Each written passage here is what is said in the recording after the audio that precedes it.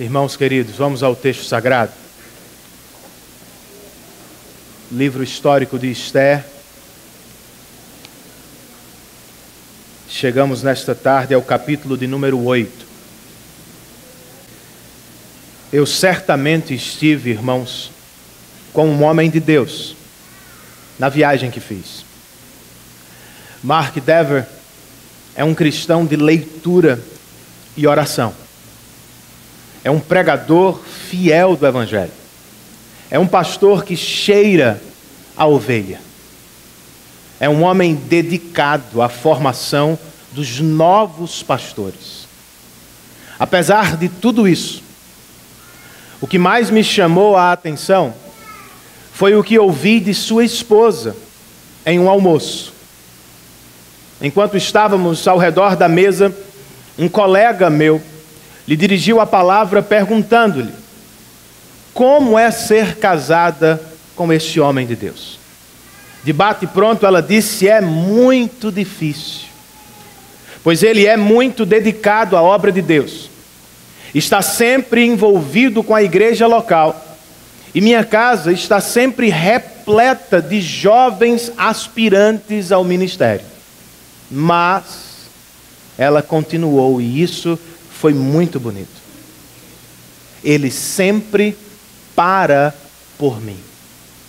Quando preciso, ele sempre muda a agenda para cuidar de mim.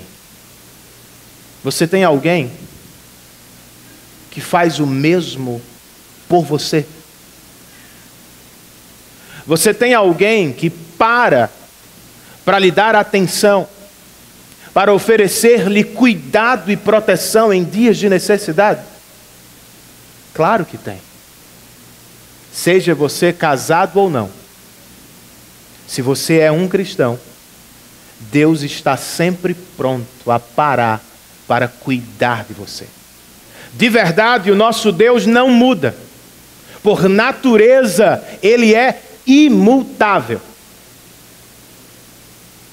Mas por graça e misericórdia, Ele intervém, Ele para mudar você e para transformar a minha história. É o que vemos no capítulo de número 8 deste livro precioso, irmãos. Deus se manifestando para mudar a vida de seus filhos e através deles para transformar povos inteiros que habitavam o império da Pérsia. Vamos ao texto sagrado? Esther, capítulo de número 8.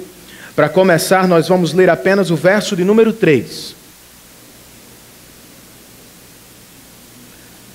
O texto inspirado nos diz assim: mas Esther tornou a implorar ao rei, chorando aos seus pés, que revogasse o plano maligno de Amã, o Agagita, contra os judeus.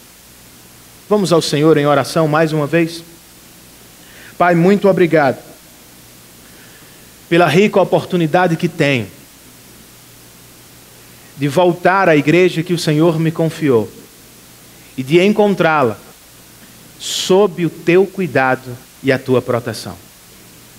Muito obrigado a Deus pelos homens fiéis que o Senhor tem levantado neste lugar, pela dedicação deles à tua palavra, pela pregação do Evangelho que foi feita na minha ausência, por todos os que estiveram aqui ouvindo e sendo edificados por tua palavra.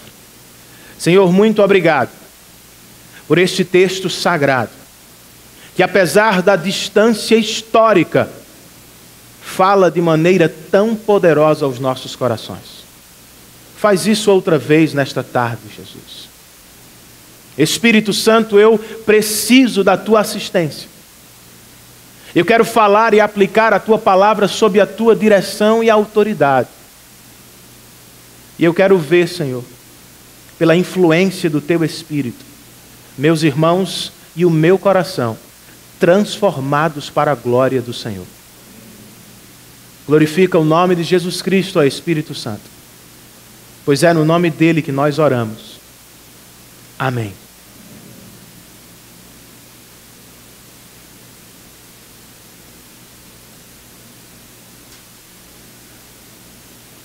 Este livro, como vocês já devem ter percebido, está cheio de mudanças.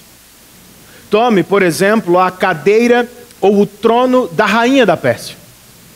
Ao início do texto, quem se assenta sobre o trono da Pérsia, juntamente com Xerxes, é Vasti. Mas ainda bem no começo da história, ela perde a posição, perde o privilégio, abrindo caminho para Ester. Veja também a mudança da sorte da própria Ester. Ao abrir o capítulo de número 2, o autor a introduz como uma judia exilada, órfã de pai e mãe. Ao final do mesmo capítulo, no entanto, ela já era a rainha do império mais poderoso de então. Algo semelhante acontece com Amã, o inimigo dos judeus. Ele é apresentado no capítulo 3 como a segunda pessoa mais importante do império. No capítulo 7, este mesmo homem é enforcado na armadilha que fez para matar Mardoqueu. Como vocês podem ver, o tema da transformação está registrado nas páginas deste livro histórico da Bíblia. Nada, porém, se compara ao que acontece neste capítulo. Aqui, Deus não intervém apenas para transformar a história de personagens isolados. Ele o faz também. Mas com o propósito de transformar nações e povos inteiros para a glória do seu nome. A boa notícia: Deus continua fazendo o mesmo. Ele ainda pode transformar as nossas vidas, mudar as nossas histórias e, através delas, tocar e transformar a vida das pessoas que nos cercam. A pergunta que precisamos fazer ao texto é: como ele o faz? Bem, a partir do capítulo 8 de Ester, eu posso sugerir 3 explicações simples, mas poderosas. Por exemplo, eu posso dizer que Deus transforma desprezo em honra. É o que encontramos nos 2 primeiros versos deste capítulo. O autor sagrado abre o capítulo nos apresentando a transformação de Mardoqueu. Ele registra no verso de número 1, naquele mesmo dia, ou seja, no dia do banquete de Ester e no dia da morte de Amã, o rei Xerxes deu à rainha Ester todos os bens de Amã, o inimigo dos judeus. E Mardoqueu foi trazido à presença do rei, pois Ester lhe dissera que ele era seu parente. E agora? O que o rei vai fazer a Mardoqueu, agora que tomou conhecimento sobre a ligação dele com Ester? Verso 2 nos responde: o rei tirou o seu anel selo, que havia tomado de Amã, e o deu a Mardoqueu, o que significa que o rei fez dele o segundo homem mais poderoso do império. E este não foi o único presente que Mardoqueu recebeu naquele dia, pois o autor sagrado fecha o verso de número 2 nos dizendo que Ester o nomeou, irmãos, administrador dos bens de Amã. Você conseguiu ver a transformação? Por um lado, o autor sagrado está dizendo que Amã morreu, perdendo a alta posição que tinha no império e deixando para trás toda a riqueza que acumulara na vida. Por outro, o mesmo autor está nos dizendo que Mardoqueu, antes desprezado por Amã, foi honrado por Deus, tornando-se uma pessoa importante e cheia de recursos do dia para a noite. Deus reverteu desprezo em honra. Ele estendeu o seu braço e transformou a história de Mardoqueu no império da Pérsia. Ele ainda pode fazer o mesmo com você, meu irmão. Você crê? Então me responda.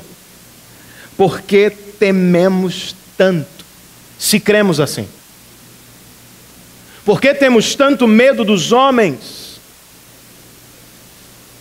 Ou das circunstâncias do reino dos homens? Eu explico. Mardoqueu e Ester viveram por capítulos deste livro, o que significa anos, morrendo de medo dos homens poderosos da Pérsia. Por isso, como observamos mais cedo, os dois esconderam deliberadamente a identidade judaica que tinham e fizeram de tudo para se passar no império como persas. Aqui, no entanto, ao ficar sabendo do parentesco de Ester ou Mardoqueu, o rei não chegou nem perto de machucá-los, irmãos. Muito pelo contrário, o rei os presenteou, o rei os exaltou, o rei promoveu, honrou Mardoqueu. E isso me faz pensar, irmãos, se toda aquela estratégia camaleônica do começo foi realmente sábia. O que não poderia ter acontecido se desde o início o rei soubesse? Será que não teria promovido Mardoqueu mais cedo? E isto provavelmente no lugar de Amã? E se tivesse feito, não teriam os judeus sido poupados do decreto terrível de Amã? Nunca saberemos ao certo. Ainda assim, como coloca um comentarista, uma coisa é certa. Em vez de conseguir segurança, a ocultação inicial de Ester pode ter sido que involuntariamente abriu as portas para o perigo. Não é o que também vivemos muitas vezes, irmãos? Somos levados a alguns pecados na vida, porque temos medo de perigos que nunca irão se materializar. Quantas vezes, por exemplo, resolvemos não testemunhar de nossa fé, porque temos medo das reações de nossos colegas? Quantas vezes dificuldades e situações simplesmente nos paralisam, enchendo nosso coração de preocupação incrédula? O que será do amanhã? Em dias assim, meu irmão, é bom lembrar que o pecado da incredulidade, que pensamos que vai ajudar, pode terminar por complicar a vida ainda mais, como no caso de Mardoqueu e Ester. Diante de situações assim, vale lembrar, irmãos, que apesar das circunstâncias da vida no reino dos homens, Deus permanece o mesmo com seus filhos. Ele sempre cuidará de nós. Não estamos nas mãos dos poderosos deste mundo. Estamos nas mãos do Rei Todo-Poderoso do universo. Não estamos sendo levados pela vida aleatoriamente, como se ela fosse autônoma, independente. Ela não é. Estamos sendo guiados pela boa e invisível mão da providência de Deus. Se é assim, meu irmão, tenha coragem. Não se esconda no trabalho. Não se esconda na família. Arrisque-se pelo Senhor no reino dos homens também. Abra a boca e declare sua identidade cristã e fale às pessoas do Evangelho. A propósito, falando de pregação do Evangelho, nós vivemos algo muito bonito no último culto de quarta-feira. Culto de oração e estudo. Como o número era pouco, acho que por causa do apagão, muitos não tiveram fé, mas nós tivemos culto. Fizemos uma dinâmica diferente. Cada pessoa presente colocou diante do grupo um motivo de gratidão e um pedido de oração. Um por um. Até que uma jovem de nossa igreja se colocou de pé e louvou a Deus por perceber que a mãe dela estava vivendo um momento especial com Deus e leitura e oração. Imediatamente depois, ela fez um pedido de oração. Ela disse: irmãos, eu quero muito evangelizar os colegas, mas eu sou tímida. Eu tenho medo. Eu concordei com ela. E eu disse a ela e a todos os que estavam aqui que esta é uma situação comum. Muitas vezes travamos, temos receio, ficamos com medo das reações dos outros.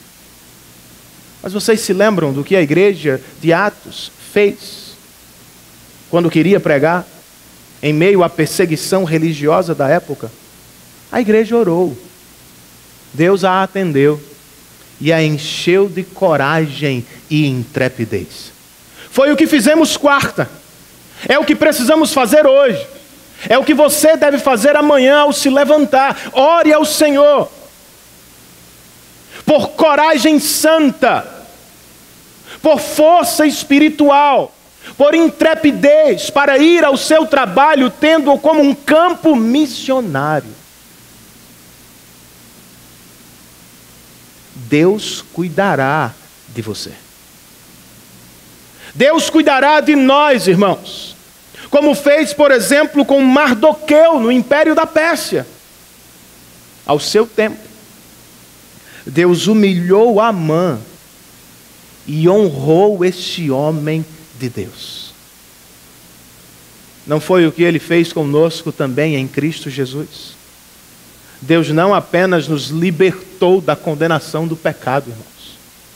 Ele nos honrou, dando-nos filiação celestial, dando-nos o direito ao reino eterno.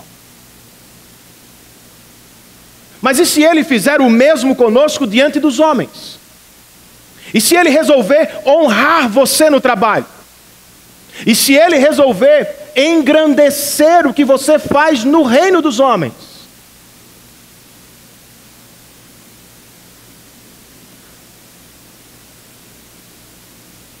Sinceramente, não há nada de errado, irmãos, em querer fazer coisas grandes para Deus. Vocês se lembram, por exemplo, da alegria das crianças de Nárnia? Quando elas mesmas foram coroadas reis e rainhas do reino de Aslan. Trata-se de alegria legítima, pois nós fomos feitos por Deus para dominar a terra. Por causa de Cristo, reinaremos com Ele para sempre. Recebemos uma grande tarefa e, consequentemente, uma grande honra. Neste sentido, fomos feitos para algo grande. O problema é que muitas vezes, irmãos, seguimos os passos dos nossos primeiros pais. Não queremos fazer coisas grandes para Deus, nós queremos fazer coisas grandes como se fôssemos deuses. Seguimos os passos dos descendentes dos nossos pais. Construímos torres, reinos, e damos a nossas construções os nossos nomes. Fazemos da glória individual o alvo de nossa vida, a grandeza pessoal nossa maior ambição. No entanto, não é para esta grandeza que Deus nos fez. De acordo com Jesus, em seu reino, se alguém quiser ser o primeiro, será o último, irmãos, e servo de todos. De acordo com Paulo, escrevendo aos Filipenses, nós precisamos ter a mesma atitude de Cristo Jesus. Qual foi a atitude dele? Triunfalista? Não. Arrogância? Não. Esvaziando-se a si mesmo, escreve Paulo. O Rei da Glória tornou-se servo de todos. Você desfruta de alguma grandeza no reino dos homens? Você tem influência no trabalho que tem? Você tem mais recursos na conta do que necessidades básicas na família? Seja como Cristo. Torne-se grande aos olhos de Deus, sendo servo de todos.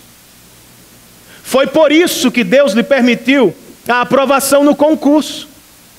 Foi por isso que Deus lhe abriu as portas para o crescimento do negócio. Foi por isso que Deus lhe colocou em posições estratégicas de nossa cidade.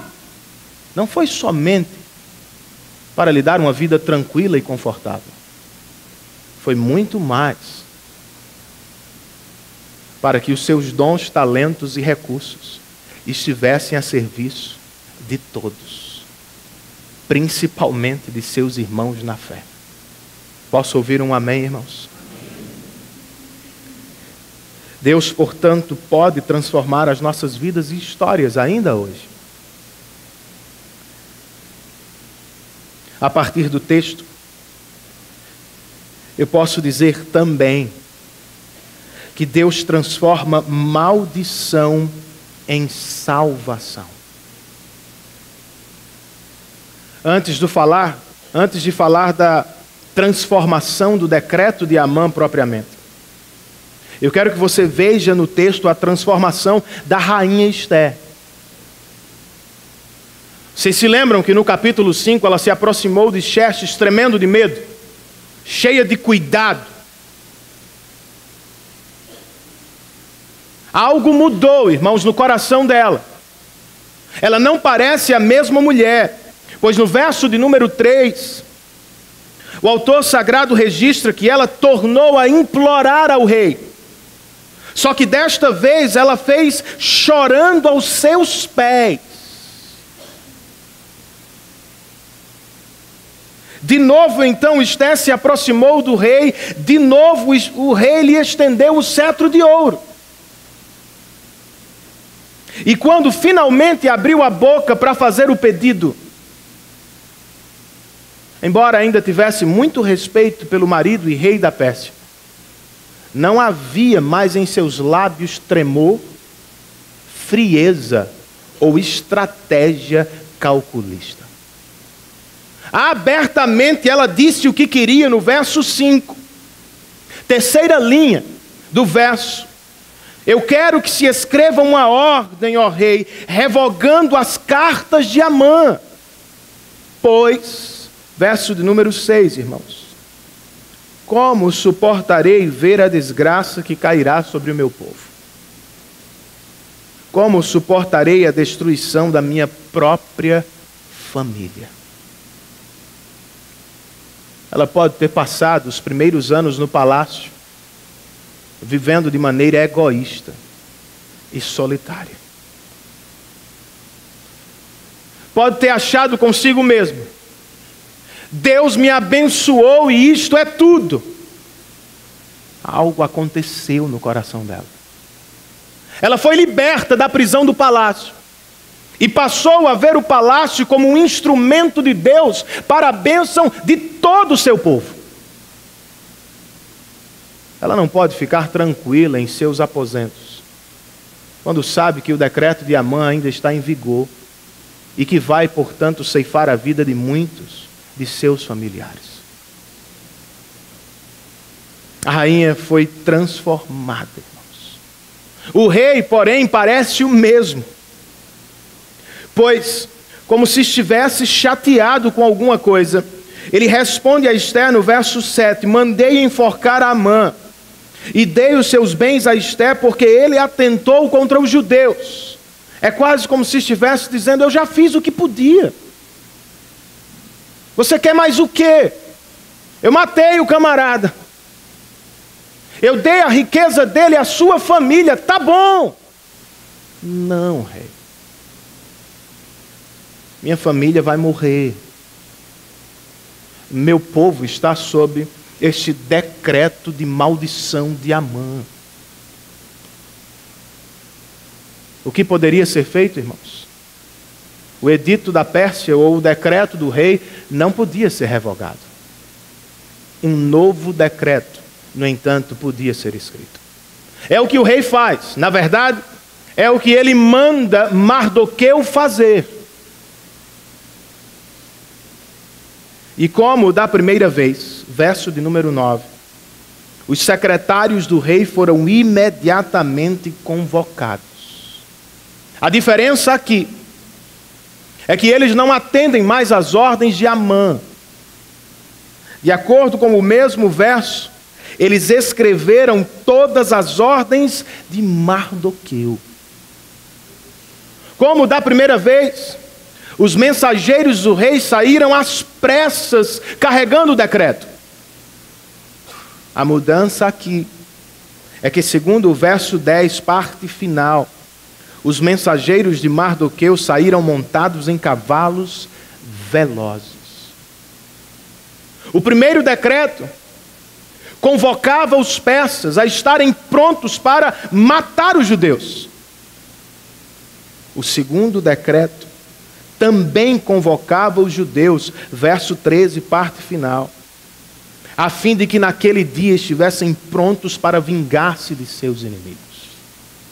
A diferença, irmãos, entre os dois é que no primeiro, os persas receberam o direito de aniquilar os judeus. Neste segundo, note o verso de número 11. Os judeus receberam o direito de se reunirem e de se protegerem.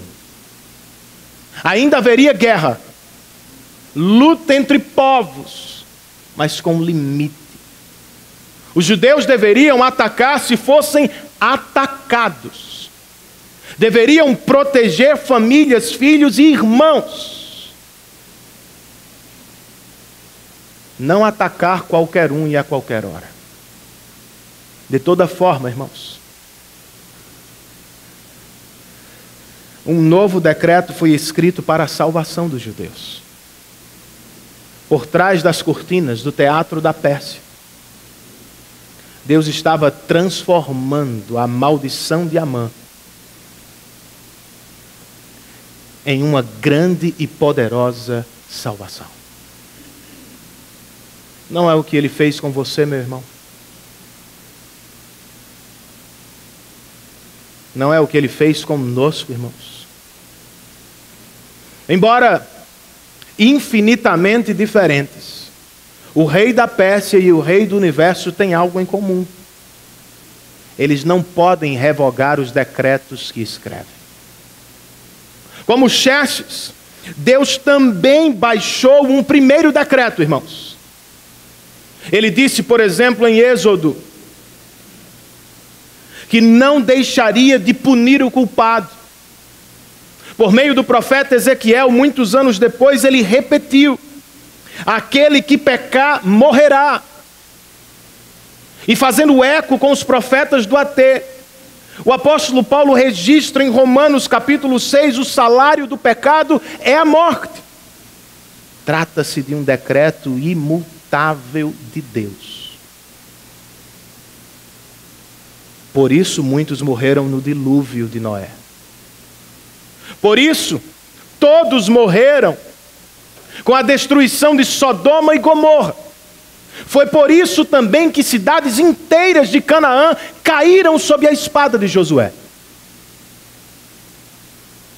Elas não morreram porque estavam na hora errada, no lugar errado. Elas morreram porque eram todas pecadoras impenitentes diante de Deus. Esta é a situação de toda pessoa sem Cristo. Por isso Paulo escreve aos romanos: gentios e judeus, todos estão sob a condenação da lei, sob o peso do primeiro decreto de Deus. Até mesmo os judeus da Pérsia estavam sob o decreto de Deus, pois de verdade eles não eram tão diferentes de seus inimigos. Mas eis que para eles e para nós surgiu um novo decreto, irmãos. Estou falando do decreto de Mardoqueu na Pérsia, mas estou falando muito mais do decreto de Cristo na cruz.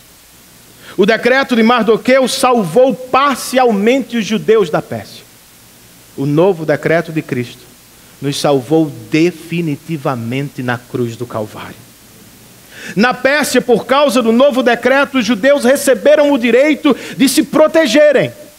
Na cruz, porque não havia como se proteger da santa justiça de Deus, Cristo tomou o nosso lugar e nos protegeu. Ele não fez de conta que não havia primeiro decreto. Não, ele o assumiu no nosso lugar. Ele morreu para que você tivesse vida. Ele foi punido no seu lugar a fim de que você fosse salvo e poupado da justiça de Deus. Em resumo, Jesus transformou, irmãos, maldição em salvação na cruz do Calvário.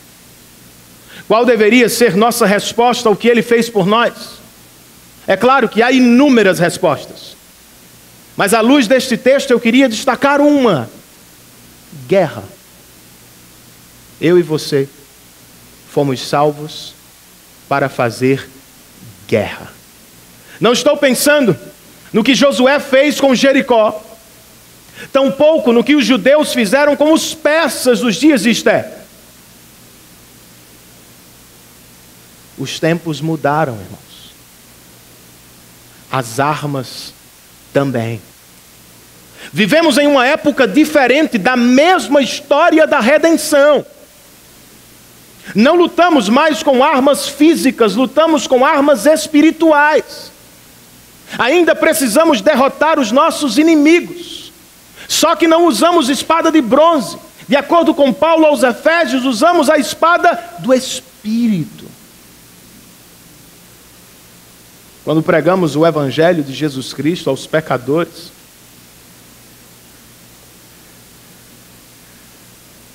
pessoas vivas não vão a corpos mortos. Pecadores mortos ressuscitam como santos para a glória de Deus. Ainda assim, nós precisamos fazer guerra, irmãos, para levar o Evangelho do Senhor aos quatro cantos da terra e para fazer avançar o reino de nosso Senhor e Salvador. Porque, embora os tempos sejam diferentes, a urgência permanece a mesma. Por uma única razão: Deus não muda.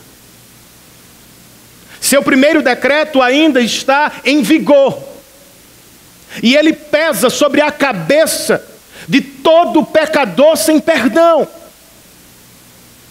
Mas cedo ou mais tarde, todos se encontrarão diante do juiz de toda a terra, e sem Cristo estarão condenados a uma eternidade de sofrimento. A guerra santa, como observamos, principalmente nos primeiros livros da Bíblia, não era má em si mesma. Não era menos cristã, não civilizada, como alguns gostam de chamar. Sinceramente, ela era um retrato imperfeito da terrível realidade que cairá sobre a humanidade no retorno de Cristo. Pois Apocalipse nos diz que em seu retorno, Ele virá montado sobre um cavalo branco e terá nas mãos uma espada para ferir todas as nações. Pessoas com quem você vive há anos ainda estão sob este primeiro decreto. E sem Cristo, elas sofrerão eternamente. Que Deus use as coisas mais terríveis que você lê neste livro, como por exemplo um dilúvio, ou a destruição de uma cidade inteira à espada de soldados. Que Deus use o jornal que você assiste, a guerra civil do Rio de Janeiro, a maldade dos homens da nossa cidade. Que Deus use filmes do Holocausto judeu, não apenas para arrancar lágrimas dos seus olhos, não somente para comover o seu coração com a história dos que se foram, mas que Ele use tais realidades para lembrá-lo da realidade infernal que está por vir sobre os pecadores impenitentes. Apresse o passo, cristão, pela glória do Rei e para o bem eterno das pessoas com quem você vive. Pregue o Evangelho de Cristo Jesus. Pois eis que Ele vem para julgar as nações com perfeição e justiça. Deus pode, irmãos, transformar desprezo em honra, maldição em salvação. E por fim, Ele também pode transformar tristeza em alegria. É o que temos entre os versos 15 e 17. Assim que o decreto saiu do palácio, Mardoqueu também saiu da presença de Xerxes. Como ele saiu? E o que estava vestindo? Verso de número 15. Mardoqueu saiu da presença do rei usando vestes reais, em azul e branco, uma grande coroa de ouro e um manto púrpura de linho fino. Do que é que você se lembra ao ler este verso? Sim, do capítulo 4. Quando ouviu o primeiro decreto, o decreto de Amã, não foi assim que Mardoqueu saiu andando pelas ruas. Se recordam? Ele rasgou as vestes. Ele se vestiu com panos de saco. Ele se cobriu de cinza e saiu gritando pelas ruas de Suzã em total desespero, irmãos. Agora, por causa do novo decreto, este mesmo irmão sai vestido como um príncipe para a glória de Deus. E se no capítulo 4, por causa do primeiro decreto, o decreto de Amã, os nossos irmãos judeus choraram, prantearam e lamentaram muito, aqui no capítulo 8, por causa do segundo decreto, a cidade de Suzã, verso 15 ainda, exultou de alegria. Para os judeus, verso 16, foi uma ocasião de felicidade, alegria, júbilo e honra. Eu sei, são substantivos redundantes, mas que servem ao propósito do autor de fazer uma espécie de crescendo musical na canção dos exilados judeus. Até outro dia estavam todos sob o decreto da morte, irmãos. Agora estão sob o novo decreto da salvação e esperança. É claro que precisavam se alegrar. Por isso, verso de número 17, em cada província e em cada cidade, Onde quer que chegasse o decreto do rei, havia alegria e júbilo entre os judeus com banquetes e festas.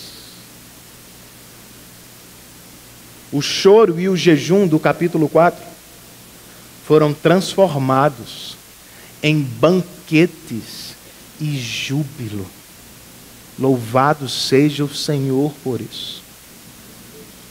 De todas as transformações, como nota o comentarista Jan Duguid, a maior é o que vem ao final do verso, irmãos. Pois o autor sagrado registra muitos que pertenciam a outros povos do reino. Tornaram-se eles mesmos judeus, porque o temor dos judeus tinha se apoderado deles. O mesmo pastor presbiteriano, comentando este verso, ainda escreve: que ironia! Assim que Esther superou seu medo e revelou sua verdadeira identidade judaica, muitos pagãos ao redor dela aparentemente escolheram fingir que eram judeus, motivados exatamente pelo mesmo tipo de medo. Ou seja, por anos, Esther se escondeu por medo dos persas. Agora os persas resolveram mudar de lado, porque estavam com medo dos judeus. Mas não sejamos tão pessimistas assim. Pode ter sido o caso de muitos. Medo. Mas certamente não foi de todos. Alguns foram de fato transformados pela história da redenção. Ouviram falar do primeiro decreto, tomaram conhecimento do segundo. Mais do que isso, irmãos, ficaram sabendo do Deus da igreja, que mais uma vez na história estendeu seu braço forte para salvar seu povo. E para tomar parte nesta alegria salvadora que de repente invadira a Pérsia, eles abertamente se uniram ao povo de Deus. Não é o que você quer fazer nesta tarde? Você também não gostaria de viver e desfrutar de alegria salvadora e verdadeira no coração?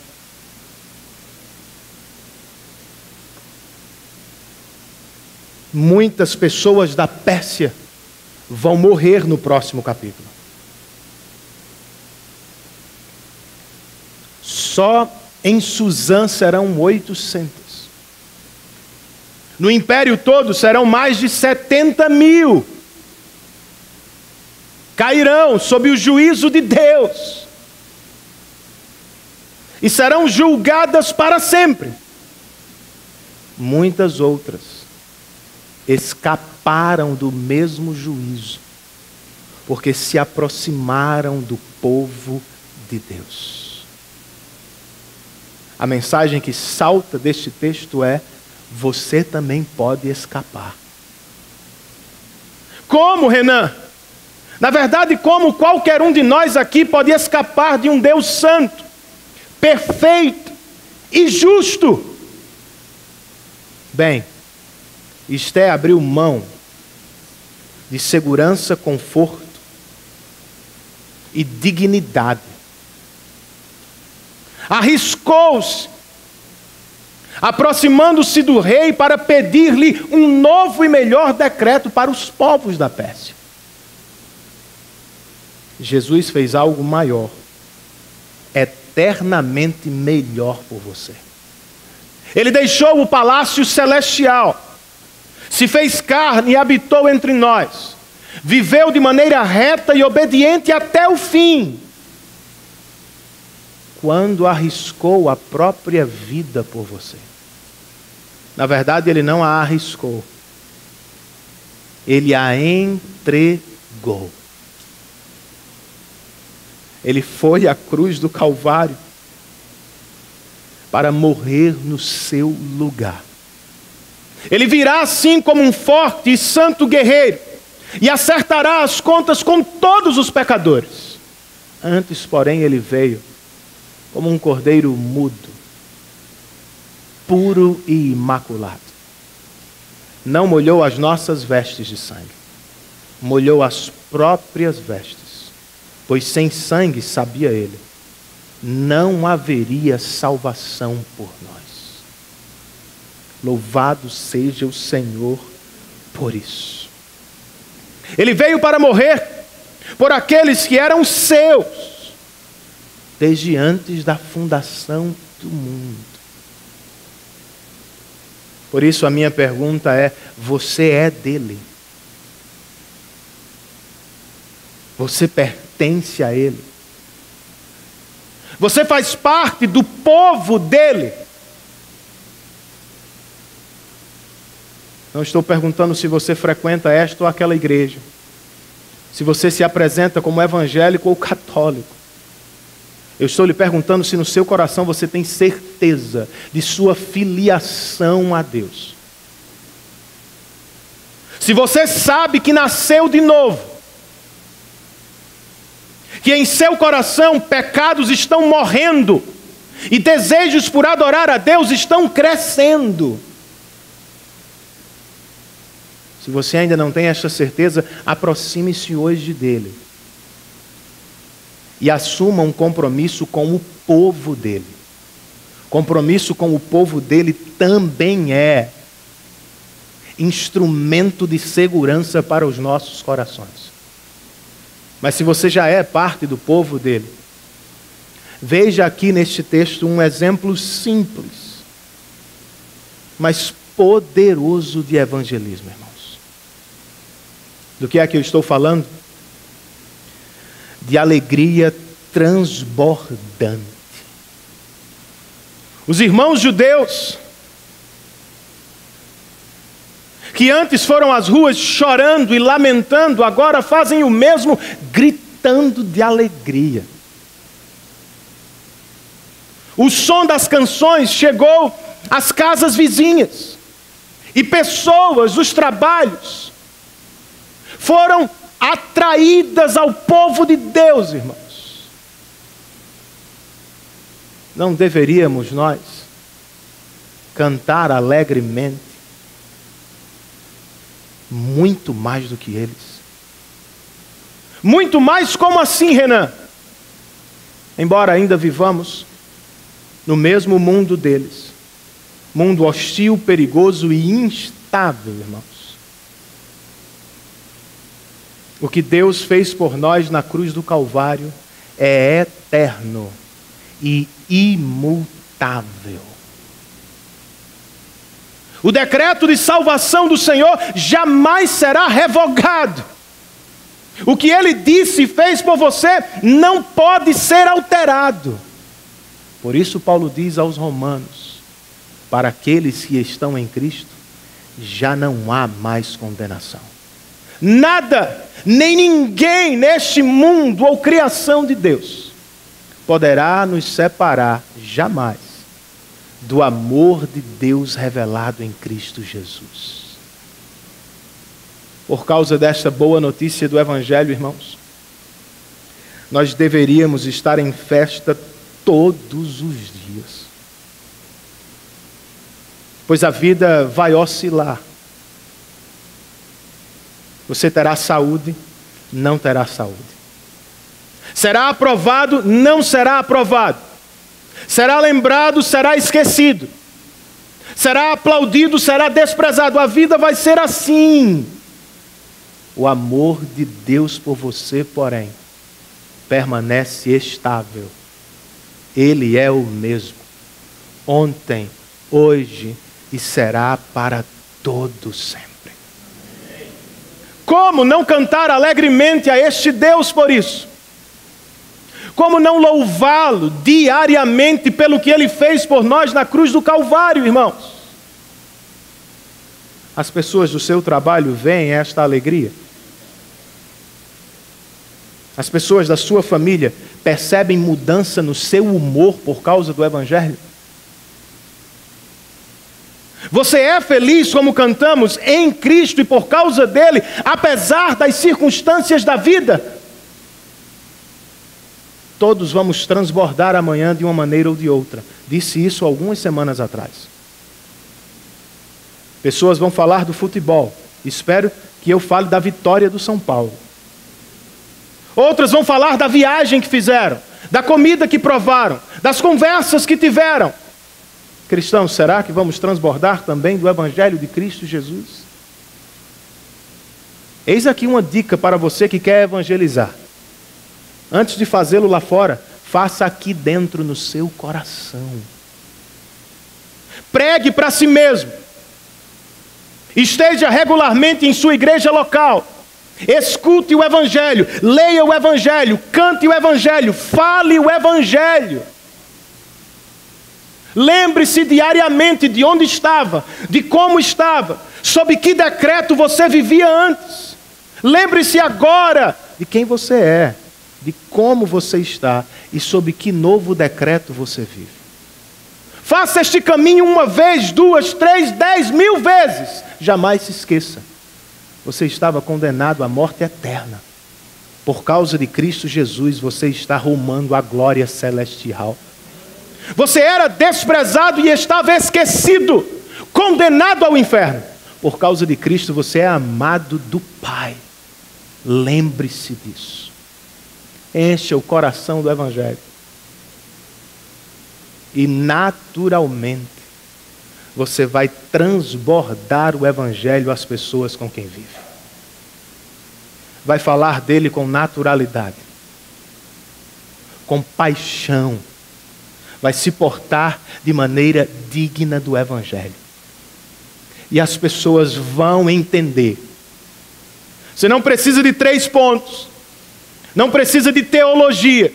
Não precisa ser profissional. Você precisa ter alegria para falar de Cristo como você faz do time. De Cristo como você faz do trabalho.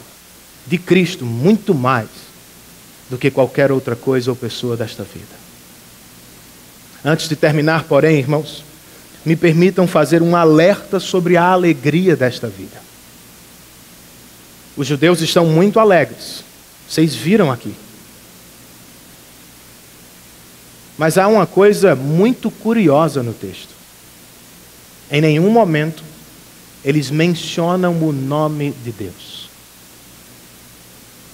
Viram isso?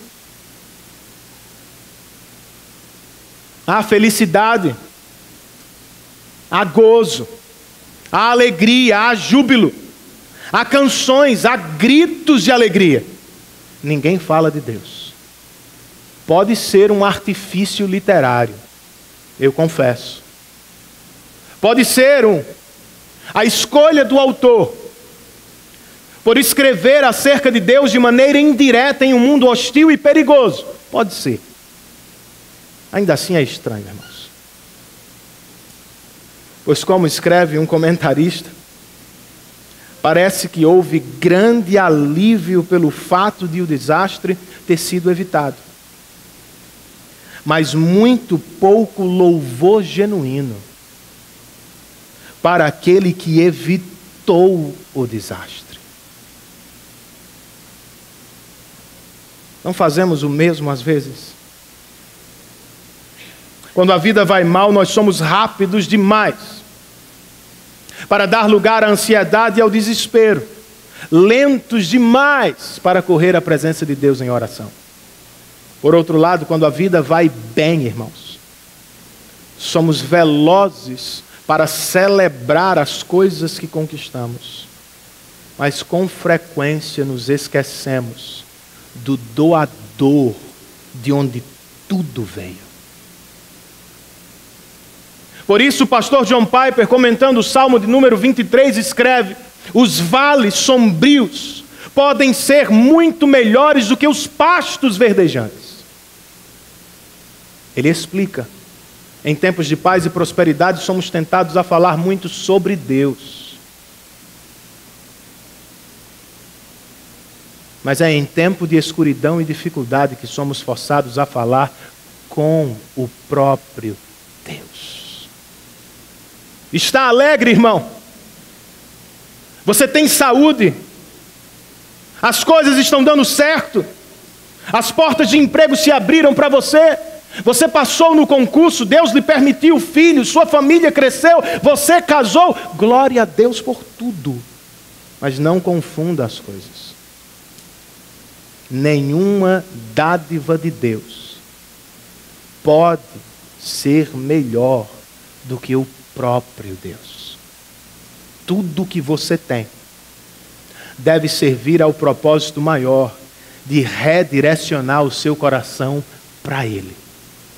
Pois Ele é a melhor notícia de si mesmo. Guarde o seu coração da alegria passageira desta vida. Pois como a nuvem ela passa, como a fumaça ela desaparece. Ora você tem, ora não tem saúde. Ora você está por cima, ora você está por baixo.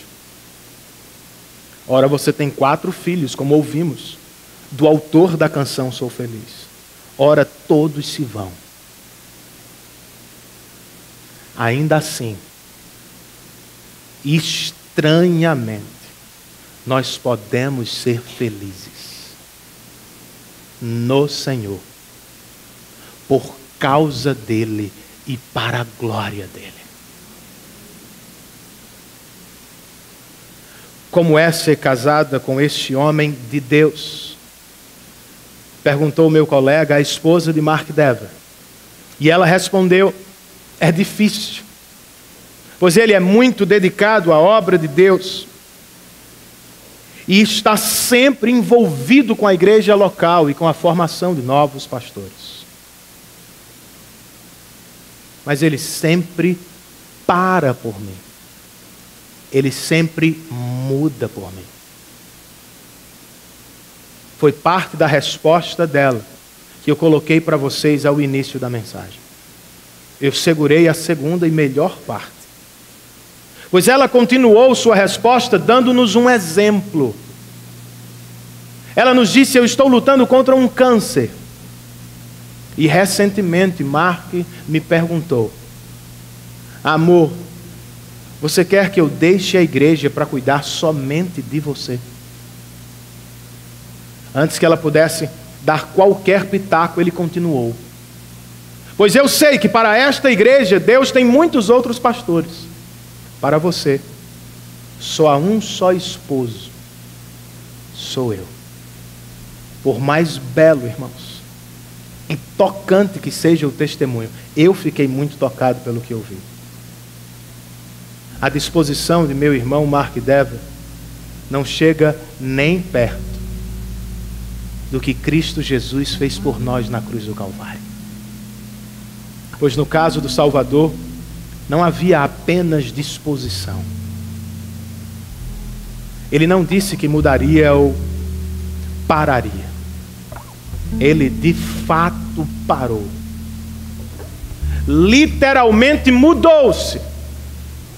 De verdade, trocou de lugar com você.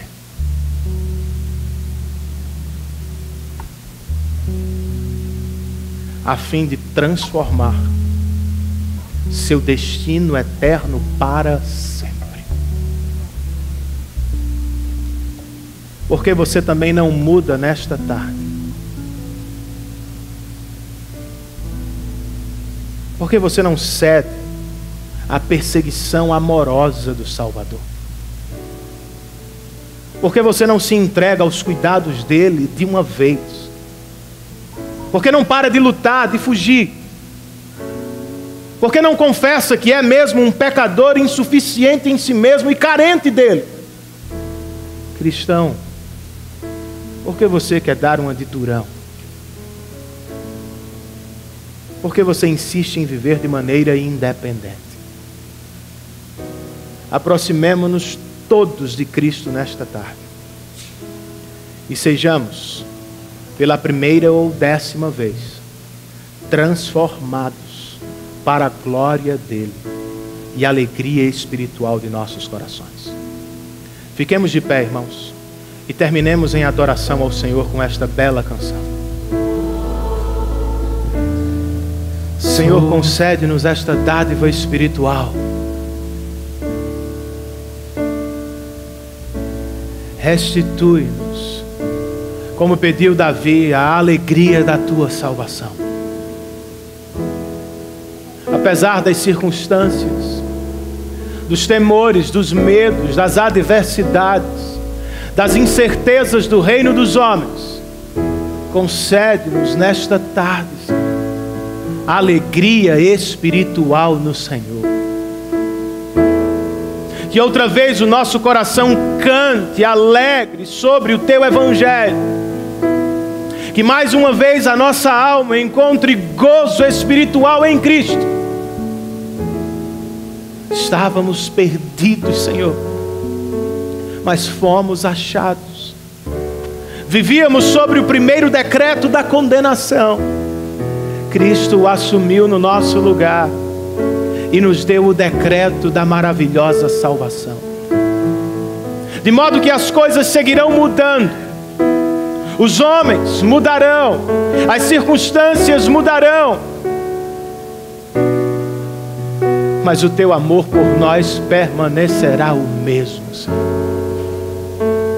Que sorte a nossa, que dádiva é esta, Senhor, de ter o Criador dos céus e da terra, o justo juiz, como nosso Pai, como nosso bendito Salvador. Enche-nos de gozo espiritual outra vez por causa de Cristo.